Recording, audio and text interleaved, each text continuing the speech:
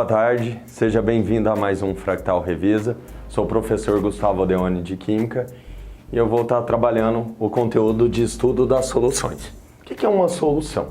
Uma solução é uma mistura de soluto mais solvente. Toda vez que nós formos fazer a representação dos componentes de uma solução, o soluto vai ser representado pelo número 1, solvente vai ser representado pelo número 2 e a solução não tem número para indicar. Quando estudamos as soluções, é importantíssimo conhecer a solubilidade de uma solução.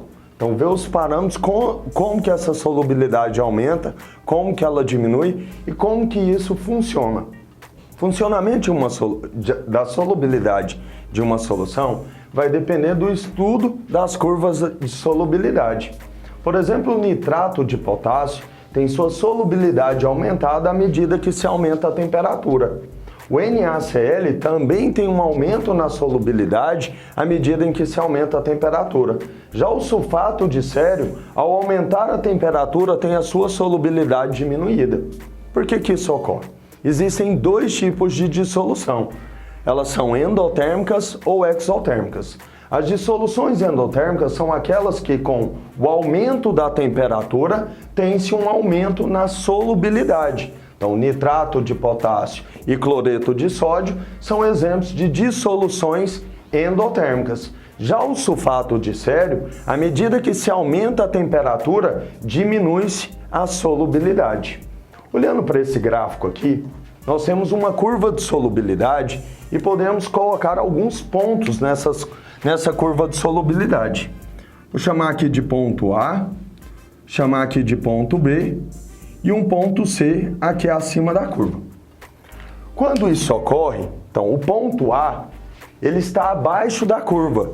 O ponto abaixo da curva significa que a quantidade de soluto foi insuficiente para saturar o solvente. Ou seja, a quantidade de soluto é uma quantidade menor do que o coeficiente de solubilidade. Toda vez que a quantidade de soluto for menor do que o coeficiente de solubilidade, essa solução é uma solução insaturada. O ponto B é um ponto que está na curva. Todo ponto na curva é um indicativo que essa solução é uma solução saturada, ou seja, a quantidade de soluto dissolvido é igual à máxima estabelecida pelo coeficiente de solubilidade. Então, o ponto B indica uma solução do tipo saturada.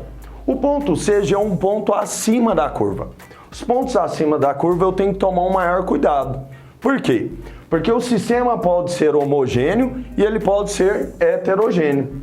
Sistemas homogêneos significa que as nossas soluções vão ser soluções supersaturadas, ou seja, eu coloquei mais sal do que o coeficiente de solubilidade, eu coloquei mais do composto do que o coeficiente de solubilidade determina, porém ele está todo dissolvido. Se ele está todo dissolvido, o meu sistema é um sistema supersaturado.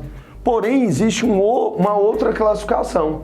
Por exemplo, o ponto C, como ele está acima da curva, se formar um sistema heterogêneo, ou seja, se eu tenho duas fases, a solução formada é uma solução saturada, só que agora eu tenho corpo de fundo. Então vamos lá, retomando. Ponto A, abaixo da curva. Se está abaixo da curva, significa que está faltando parte do composto. Solução insaturada, poderia dissolver mais. O ponto B está na curva, é um indicativo que está no máximo da solubilidade. Se está no máximo da solubilidade, essa solução é saturada. E o ponto C é especial. Se a solução for uma solução, se o meu sistema for um sistema homogêneo, aqui vai ser uma solução supersaturada. Porém, se o sistema for heterogêneo, obrigatoriamente eu tenho corpo de fundo, solução saturada com corpo de fundo. Do lado de cá, a gente vai falar um pouquinho agora do que é o coeficiente de solubilidade. Então, o coeficiente de solubilidade, ele determina a máxima quantidade de soluto que é possível dissolver em uma determinada quantidade de solvente a uma determinada temperatura. Por exemplo, para o nitrato de potássio, a uma temperatura de 80 graus Celsius, O máximo que eu consigo dissolver é 180 gramas em 100 gramas de água. Então, como que é feita a leitura do coeficiente de solubilidade? Então, a gente vai ler de trás para frente, fica mais fácil. Então, em 100 gramas de solvente, eu consigo dissolver 180 gramas de nitrato de potássio a uma temperatura de 80 graus. A uma temperatura menor, por exemplo, de 40 graus, a cada 100 gramas de água, eu consigo dissolver 60 gramas de nitrato de potássio em 40 graus Celsius. Olha, que aqui a gente tem a representação do nitrato de potássio na curva de solubilidade. O aumento da temperatura aumenta a solubilidade. Ó. De 40 graus para 80, a solubilidade sairia de 60 gramas de nitrato de potássio para 180 gramas de nitrato de potássio. Então essa é uma dissolução endotérmica. Nós vamos fazer agora uma questãozinha da lista, né, uma questão da Universidade Federal do Mato Grosso do Sul. Vou abrir a questão aqui. Preparou-se uma solução saturada de nitrato de potássio, adicionando-se o sal a 50 gramas de água. Então, a massa de água é de 50 gramas. No caso, como eu estou falando do solvente, M2. Então, a massa de água, 50 gramas. A uma temperatura de 80 graus Celsius. A seguir, a solução foi resfriada para 40 graus. Qual a massa em gramas do precipitado formado? Então, olha lá, pessoal. Como é que a gente vai fazer isso? Nós temos um sistema saturado. Saturado a temperatura de 80 graus. Meu sistema saturado a uma temperatura de 80 graus foi resfriado para uma temperatura de 40. Então, o que aconteceu? Eu saí de 80 graus Celsius e resfriei para 40 graus Celsius. Então, houve uma diminuição da solubilidade. A solubilidade, que era 180 gramas, caiu para 60 gramas. Ou seja, 120 gramas de KNO3 a cada 100 gramas de água seriam depositados no fundo. Só que o exercício não está trabalhando com 100 gramas de água. A solução foi uma solução com 50 gramas de água. 50 gramas de água. Qual que seria a massa formada de KNO3? Então, vou colocar o nosso amigo Chas. Então, olha lá, retomando. A 80 graus Celsius, eu conseguiria dissolver 180 gramas de nitrato de potássio em 100 gramas de água. A 40 graus, a solubilidade caiu para 60, ou seja, 120 gramas de nitrato de potássio foram depositados no fundo do recipiente por 100 gramas de água de solução. Só que a solução tinha apenas 50 gramas de água. Então, qual que foi a massa de nitrato de potássio depositado? Nosso amigo Chas. Então, vamos multiplicar cruzado. Chas é 100, 100 Chas é igual a 120 vezes 50. Tchaca, tchaca, tchaca, tchaca. Chas é igual a 12 vezes 5, 60 gramas de KNO3 depositado. Esse é o nosso precipitado ou nosso corpo de fundo.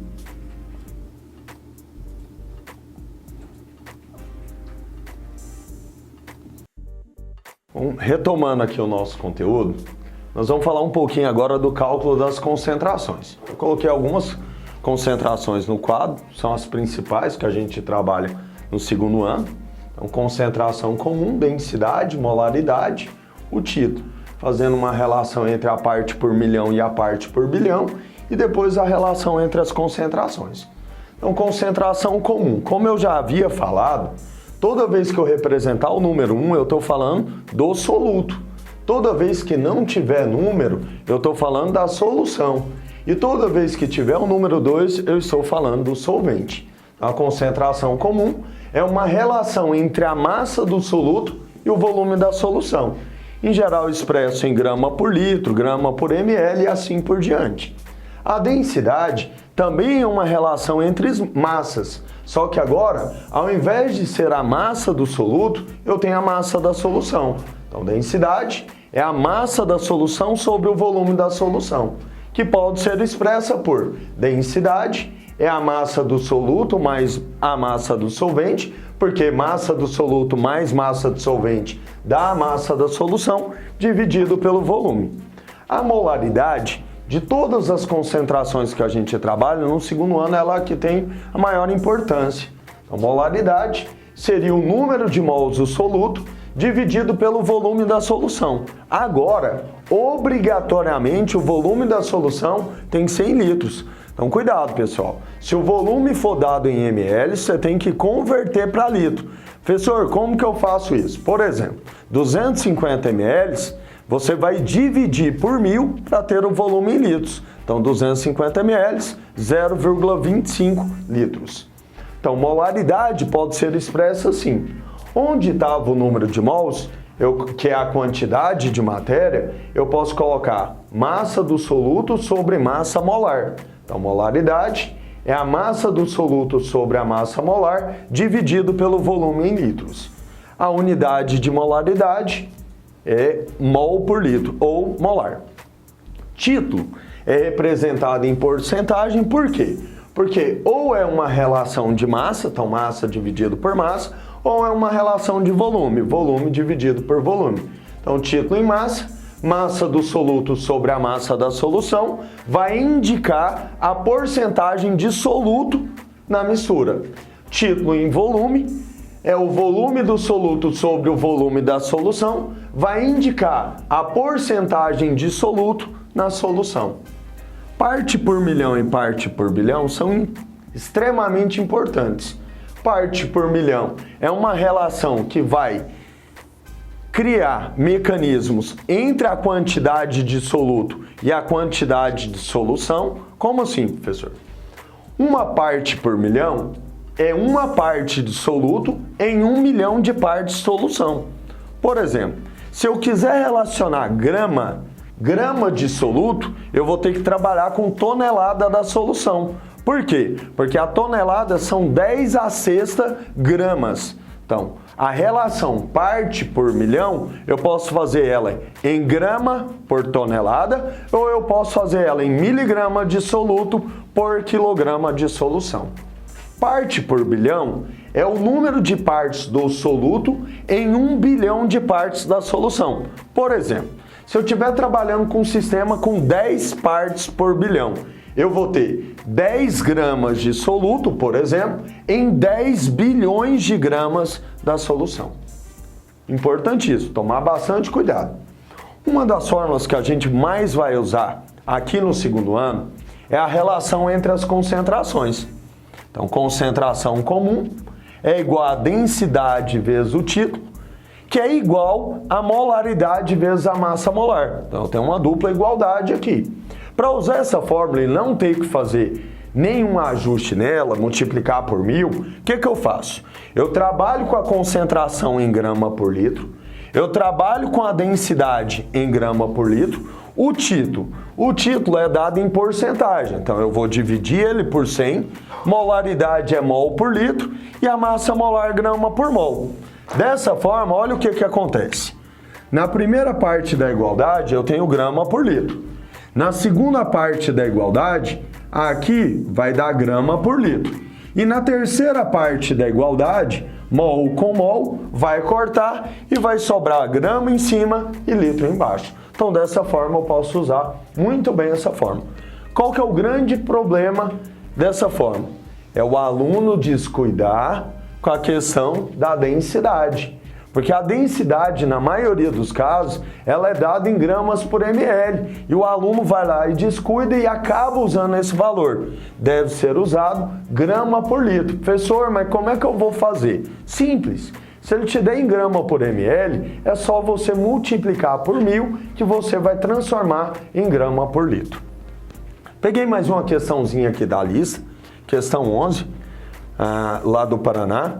Uma solução de ácido fosfórico, H3PO4, apresenta concentração 9,8 gramas por litro. Opa, concentração de 9,8 gramas por litro. Então, minha concentração, 9,8 gramas por litro. Ele já falou um dado importantíssimo. Qual que é o nosso soluto? Então, nosso soluto é o ácido fosfórico, H3PO4. Vamos lá. Como que fica? Calcule sua concentração molar. Como ele quer a concentração molar? Ele quer a molaridade. Então, eu vou ter que calcular a molaridade. E além de calcular a molaridade, ele quer saber o título em massa. Sabendo que a densidade da solução... ele quer saber também o título em massa. E ele vai me dar mais um dado importantíssimo.